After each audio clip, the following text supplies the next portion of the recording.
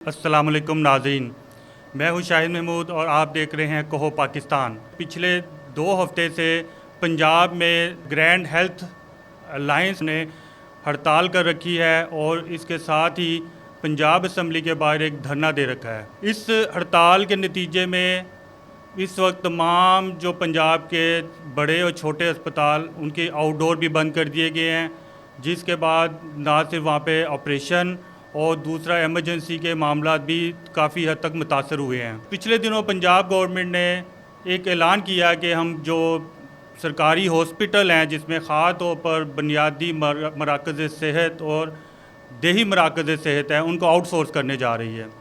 और उसके साथ ही जिन्ना हॉस्पिटल जो लाहौर का एक बड़ा टीचिंग हॉस्पिटल है उसके बारे में सुनने में आया कि उसको भी आउटसोर्स किया जा रहा है। और इस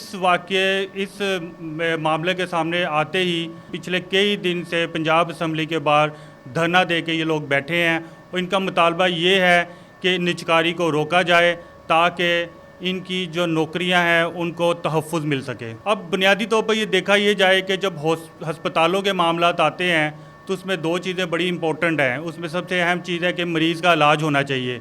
दूसरी चीज़ उन हस्पतालों में काम करने वाले लोगों के जो हकूक़ हैं या जो उनके मामला था उनको तहफ़्फ़ुज़ दिया जाना चाहिए। ये बड़ी नेचुरल सी बात है। ज़ाहिर है ये मुतालबात दोनों तरफ से अगर हम देखे जाए, हुकूमत की तरफ से भी कि मरीज़ों का इलाज प्रॉपर नहीं होता और जो वहाँ मुलाजमीन हैं वो काम नहीं करते, और हुकूमत ने दूसरे लफ्ज़ों में हाथ खड़े कर दिए हैं कि वो अस्पताल के मामलात को चला नहीं सकती, इसलिए उसको आउटसोर्स करके मुख्तलिफ़ कंपनियों को ठेके पर देना चाहेगी। अच्छा, इन मामलात के पीछे अगर हम थोड़ा सा बैकग्राउंड की तरफ जाएं तो इस वक्त पंजाब के जो देही मराकज़ सेहत और जो बुनियादी मराकज़ सेहत उनके हालात बहुत ख़राब हैं।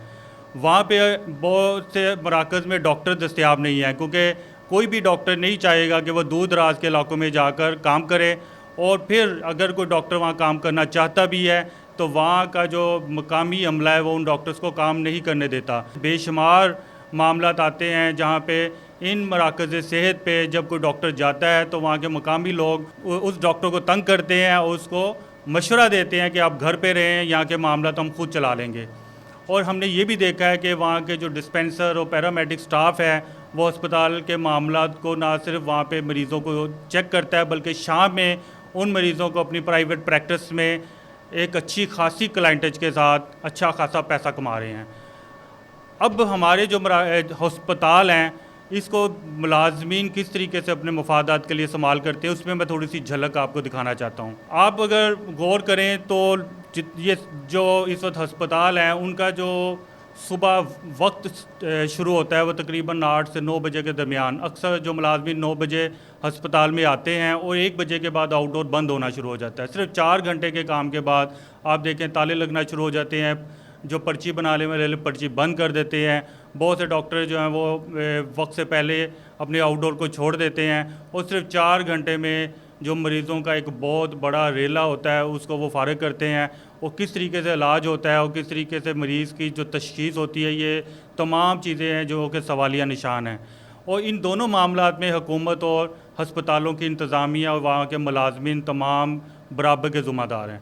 मुझे पिछले दिन एक प्रोफेसर ने बताया कि वो अपने हस्पताल में जब सर्जरी करने जाते हैं, चूँकि उनका आर्थोपेडिक से ताल्लुक़ है, तो बहुत सारे जो ऑपरेशन है वो काफ़ी लंबे टाइम के लिए 3 से 4 घंटे में मुकम्मल होते हैं।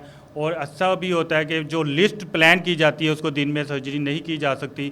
तो जब वहाँ पे एनेस्थीसिया या उस दूसरे मुलाजमिन थिएटर के मुलाजमिन से कहा जाता है कि आप थोड़ा ज़्यादा टाइम दे दें ताकि हम ऑपरेशन मुकम्मल कर लें, तो ये लोग साफ इनकार कर देते हैं। वो कहते हैं हमारा वक्त मुकम्मल हो गया है।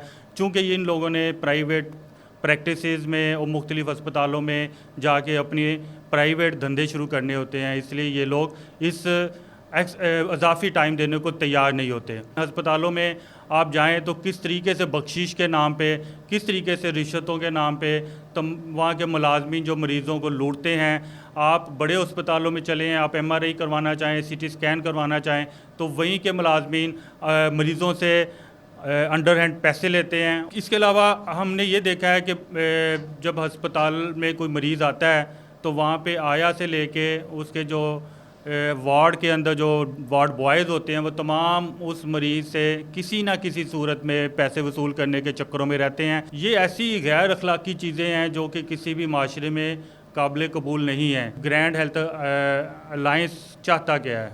असल में वो अपने मुतालबात में क्या बात मनवाना चाहते हैं? ये लोग चाहते हैं कि इनकी नौकरियों को तहफ़्फ़ुज़ दिया जाए। ये अस्पतालों में जिस तरह से पहले काम करते हैं उनको वैसे काम करने की आज़ादी दी जाए और इनको किसी तरह की रोक टोक ना मिले।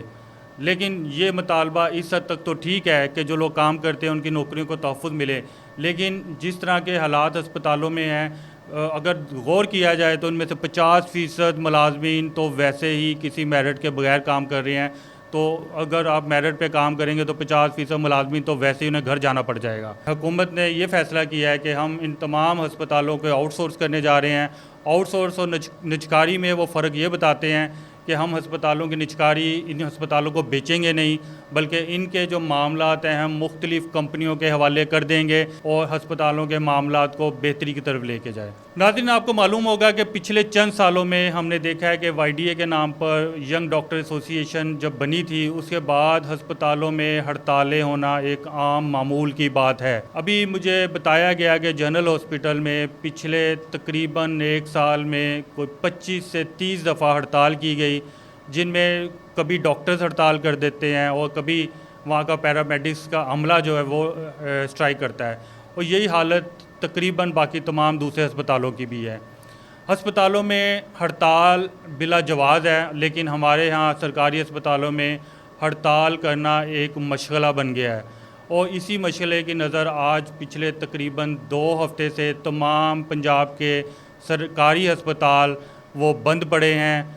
लाखों के हिसाब से जो मरीज़ यहाँ पे रोज़ाना आते थे वो यहाँ पे इन अस्पतालों में आते हैं, परेशान और रुस्वा होकर वापस चले जाते हैं। पंजाब गवर्नमेंट का जो इस मामले में जो मौक़िफ़ है कि हम प्राइवेट कंपनियों को अस्पतालों के मामला देंगे ताकि सारे जो एम्प्लॉइज़ हैं वो किसी एक प्लेटफॉर्म पे जिस हॉस्पिटल के इकट्ठे होकर हड़ताल करते हैं तो उस कल्चर को किसी तरीके से अस्पतालों से ख़त्म किया जाए। लेकिन इसके साथ साथ एक सवाल बड़ा अहम है कि क्या हुकूमत हेल्थ जैसे और तालीम जैसे अहम मामलात को चलाने की अहलियत अगर नहीं रखती तो बाकी वो मामलात किस तरह चलाएगी? क्योंकि किसी भी सोशल वेलफेयर रियासत का बुनियादी ज़िम्मेदारी ये है कि वो अस्पतालों और मरीज़ जो वहाँ के शहरियों को इलाज फराम करे, अस्पतालों के मामला चलाए और स्कूलों में तालीम दे। लेकिन हमारी हुकूमतें इन दोनों मामलात से हाथ खींचना चाहती हैं और उसके पीछे वाहिद वजह ये बताई जाती है कि वो ये अहलियत ही नहीं रखती ताकि वो अस्पतालों के मामलात को दे सकें। नाज़रीन, हड़ताल किसी भी अस्पताल में हड़ताल करना एक जुर्म है, क्योंकि ये इस जुर्म के नतीजे में बहुत सारी लोगों की ज़िंदगियाँ और जानें जो हैं वो चली जाती हैं।